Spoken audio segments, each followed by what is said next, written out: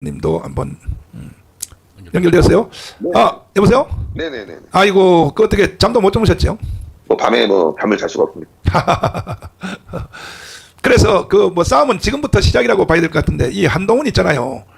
그 신의 한 수에서 그렇게 이 한동훈에 대해서 비판을 했는데, 예, 예. 이 정체가 이제 완전히 드러났어요. 자, 일단 어제 이재명을 만났고요. 어. 바로 이재명과 탄핵 논의를 하겠다는 보도가 잠시 나왔습니다. 아하. 그리고 오늘 오전에는 대통령의 탈당을 요구했고요. 어허. 자, 이제 대통령이 탈당된다는 건 김건희 여사 특검이라든가 대통령 탄핵에 대해서 자신들이 막아주지 않겠다는 거거든요. 네. 조기 대선으로 가겠다는 의지를 네. 보인 건데, 국민의힘이 이 상황에 대해서 문제를 제기해야 되는데, 오늘 최고위원회에서 다 함께 같은 목소리로 네. 대통령의 탈당을 요구했습니다.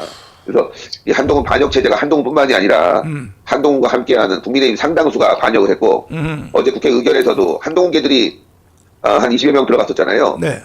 그래서 이제 그 계엄령 무효화에 대해서 찬성을 하는 상황이었는데, 네. 어제 제가 이제 청와대 출입 기자가 후배가 있어서 네. 오늘 오전에 저한테 정보를 줬는데, 네. 청와대 출입 기자들은 어제 상황을 몰랐다고 합니다. 물론이죠, 당연히. 네, 몰랐고, 근데 국방부 출입 기자들이 10시에 뭔가 국방부 발표가 있을 것이다 아. 라는 게 떴대요. 아. 그런데 이제 그게 기자들이 알 수 있는 상황이 아니었는데 그런 내용이 떠갖고 좀 의아해하고 있었다고 합니다. 그래서 그때 이제 민주당은 미리 네. 오늘 상황이 심상치 않다라고 해서 국회에서 대기하고 있었대요. 하하. 그리고 이제 한동훈계도 대기하고 있었고, 하하. 그래서 이거 정보가 생긴 게 너무나 명백하다. 그래서 실패했고, 사실 어제 이재명, 한동훈 국회의장 다 체포를 하려고 네. 계엄군이 들어갔었는데 문제는 여기서 발생한 거죠. 아. 군이 또 배신을 했어요. 계엄이 발동이 되면 국회를 봉쇄해서 출입을 금해야 되는데 정문에서는 출입을 금했고 후문으로 다 들여보내줬다고 합니다. 하하. 후문으로 기자, 국회의원을 다 들여보내줬대요. 그러니까 결론적으로 말씀드리면 어제 대통령의 계엄령 선포와 활동, 그리고 이것들이 정보가 샜고 네.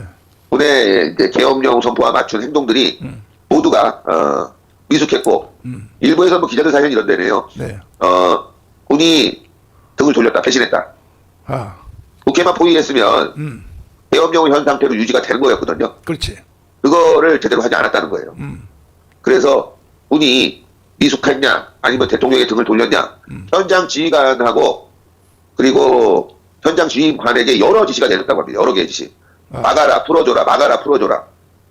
이러면서 또 군이 흔들렸다는 거예요. 일단은 그 군대 숫자가 이미 너무 적게 들어갔어요, 사실은. 그러니까요. 네. 저는 대통령이 잘못한 게 아니라 지휘 책임자가 상황 파악도 잘 못했고 현장에서 적절한 대응도 못했고 네. 그런 부분에 대해서 참 아쉽다 이렇게 말씀드립니다. 예. 최소한 10,000명 가까이는 그 공수부대가 10,000명 가까이는 갔어야 그 국회를 뭐 보석을 하든지 뭐 하든지 끌어내든지. 일단 그 네. 계엄령이 발동되면 지휘권이 경찰로 가겠다. 경찰의 지휘권도 이제 계엄사령관이 주기 때문에 네. 전국에 서울에 있는 기동대 병력만이라도 다 투입시켰으면 막을 수 있었거든요. 그리고 이제 군이 주요 시설을 점령하면 되는 건데 이런 부분에 있어서 상당히 미진하고 좀 미숙했다. 예. 이런 것들이 많이 보여서 좀 오늘 참 아쉽습니다. 네. 우리는 그 오후 1시까지 광화문으로 총출동하도록 일단 하고 전지현하고 이제 목회자들은 우리 교회로 모이기로 이제 했는데 네네. 이제 싸움은 사실은 뭐 광장으로부터 지금부터 시작 아닙니까? 네, 광장에서 이제 싸움이 시작됩니다. 민노총, 민주당, 네. 동북 좌파 세력이 이제 오늘부터 광장으로 나와서 총 결집한다고 하거든요. 네. 근데 이게 참 묘해진 게 네. 얘네들 세력이 없는데 네. 지금 여론 선동이 되고 있으면서 네. 일반인들도 참여하지 않을까라는 우려가 듭니다. 근데 문제는 지금 일반인 참여를 독려하고 있는 게 민주당이 아니라 국민의힘이에요. 국민의힘이 대통령 탈당 카드를 끌어내면서 일반인들이 봤을 때 이건 실패한 계엄령이다. 또 국민의힘도 동조하고 있지 않느냐라고 해서 지금 한바탕 난장판이 벌어질 상황이 돼버렸습니다. 그런데 문제는 지금 어제 오늘 제가 쭉 그 유튜버들 방송하는 걸 봤거든요. 네. 진짜 대통령에게 쪽쪽 단물 빨아먹은 순서대로 지금 나타나지 않고 있고요. 아하. 그리고 단물 빨아먹은 놈들 얘기하는 걸 보면은 상황을 관망하자 이거예요. 저는 이런 생각도 듭니다. 네. 지금 진짜 보수냐, 또 윤석열을 누가 지켜왔느냐, 이거를 지금 가늠할 수 있는 네. 그런 상황이 되었고요. 또 하나는 지금 국민의힘이 졌다 이도 나가면 당연히 정권을 넘겨주는 거거든요. 네. 탄핵 때 우리가 다 복도하지 않았습니까? 그렇죠. 결국 대통령 탄핵 당하면 정권 넘겨주는 건데 그 시기를 빨리 해가지고 이재명이 대법원까지 가서 내년 선거법으로 날아갈 텐데 그 시기를 빨리 한다면 이건 엄청난 제약이거든요. 네. 저는 그래서 이 부분을 강조해야 된다 국민의힘에게. 얘네들이 탈당 카드를 꺼내들었지만 대통령을 탄핵하는 순간 이재명 대통령 만들어주는 거다. 역사의 반역자가 될 것이다.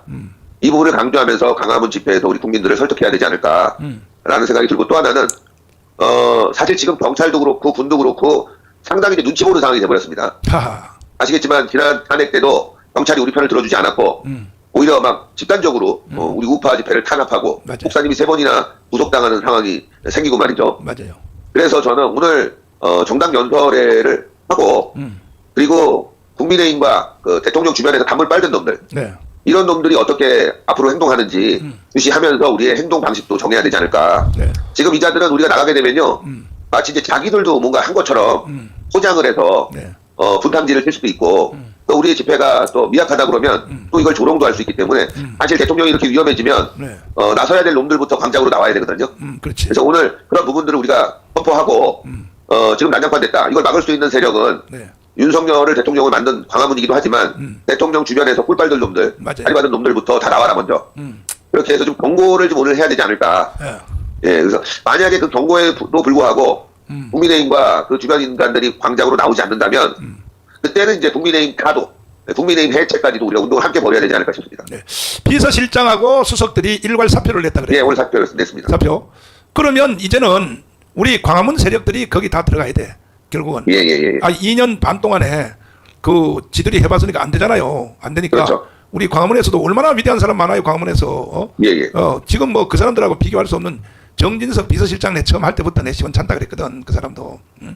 그 사람도 부잣집 아들이어서 그 시원찮다고 내가 생각했는데, 민변이 뭐 윤 비상계원 위원 여부 판단해 달라.